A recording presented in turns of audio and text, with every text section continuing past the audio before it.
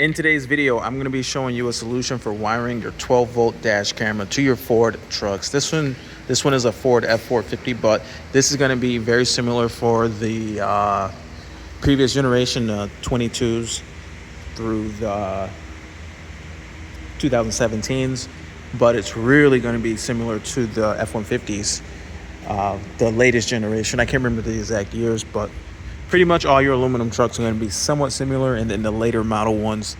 But basically, we're running the Pelsi dash camera. It's an okay camera. It's got its pros and cons, but for the most part, it will record the video pretty consistently for us. So I'll do a separate review on that camera in a different video. The routing of the wiring for the dash cameras on the Ford trucks is very easy. Probably going to be same for GM, Dodge, or any car. Just tucking the wiring from the camera up around the headliner and just tucking it up around there, running it down the A-pillar grab handle and routing it down here through this area, and you should be able to see the wiring. Now, what gets a little bit complicated is how do you make it so you don't have this 12-volt plug plugged in at all times. Last thing you want with a beautiful interior like this is to be using this outlet 24/7 for a dedicated plug for your dash camera. Kind of annoying. Also, with this outlet, it will leave the recording going for an extra 20-30 minutes, maybe longer, and that's gonna take up a lot of extra memory in your camera and have all this useless footage, where it kind of makes sense to record only when the vehicle's moving or when the key is on, because you only have so much memory and you end up with so much useless footage.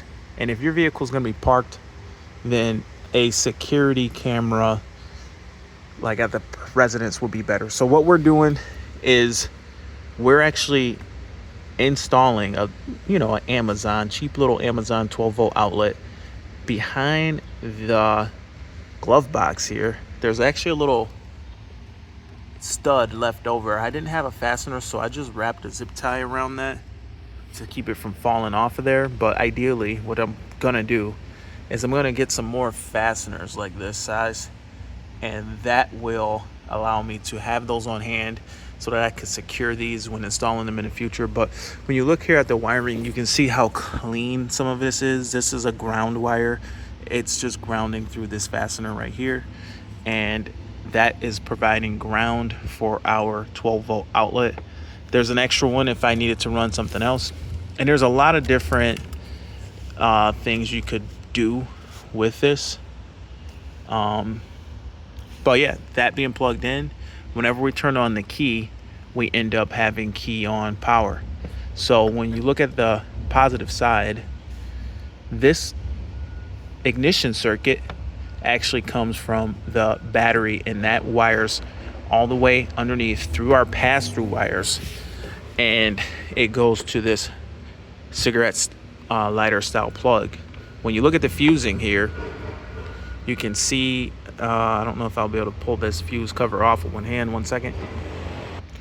All right, got the fuse cover off. So you can see we're fused for 15 amps. That's a pretty decent sized circuit. You can see the gauge of this wire is, a little bit thicker than what you get on a pass-through. So what I did with my pass-through wires is I doubled them up, and I used a 20 amp circuit from the upfitter switch. Now in the upfitter switch bundle, you have a 20 amp key on circuit, but you could also use one of the fused switches where you could actually turn on your camera with an upfitter switch, where you could, for example, have a switch that comes on and it only turns on with the key. So say you hit the key, now that switch is on. So that could be a key on circuit that you make. Turn it off.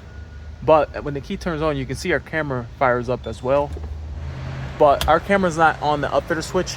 Our camera's just on a key on circuit that is provided to you on the upfitter switch bundle.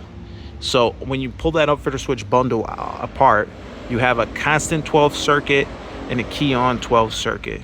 You also have some other miscellaneous circuits there as well, but the switches, you have a plug wire for each switch that will provide 20 amps, and then you have some 40 amp switches here on the end, and those 240 amp switches can be made to work anytime the vehicle is on or off, or they could switch. They can be available to you with the engine off, or the vehicle off or on, or not, depending on how you set it up. But we're just using the ignition circuit that doesn't take up one of our switches, so we still have all 6 switches available to us, but this turns on whenever we turn on the key. So we're fused for 15 amps. There's an extra plug here. If there was another device that needed to get plugged in, I could put like a flush mount iPhone charger. I could put like a iPhone charger or a USB type C, and I could route that up in here and just have it being available to me up here. There's a lot of different things that can be kind of done here. So the way this looks is pretty good. It doesn't interfere with anything. The ground wire is right here. You can see how nicely, formed all that is. And like I said, this goes under the hood to the upfitter switch bundle. But this is super easy to handle. See if I can do it with one hand. All right, so everything's getting maneuvered with one hand. Is this possible with one hand? There's my soft close and then push it up. How easy is that? They really made this new glove box super easy to service. But yeah, just like that. We could take a quick look under the hood. And under here, the wiring is really going to be hard to see because it's kind of done kind of clean like, so you won't notice much. But I believe the pass-through circuit is right here, and I use a tape that pretty much looks OEM. And like I said, I'm doubling up on my wiring, and I believe there's still a circuit available if I wanted to pass another circuit through the firewall. And essentially these wires are just wires that are cut on each end and just provide you with a pass-through on the firewall. This red wire was just a demonstration that I did, and it hasn't been connected to anything yet, but it's just how to connect to the upfitter switches because a lot of people are interested in how to do that. This one here is my circuit that goes directly to my snowplow, and in order to make this cleaner, I just created built a shorter wire instead of the one that came with it, using some marine grade, I believe that's 6 gauge wire. And then this is the plow wire, and I actually just cover that with OEM looking tape so you can't really see what's going on. And this is the ground wire for the plow, and that all routes all the way down and around to under the hood or under the bumper, and that is your heavy gauged power supply for your snowplow. So that is how I'm handling this. I've been seeing some people just work on their upfitter switch bundle by just going in here and pulling this thing up without even taking a battery tray out at all. I guess you could do it like that. I've always pulled my battery tray out, but if you could get this out, the wire is kind of short though. The wire going from this to this is pretty short. So if there was a longer wire to allow you to lift this thing out of here higher up, I think that would help. That might be a cool mod, maybe, to put a wire that's big enough or long enough, flexible enough.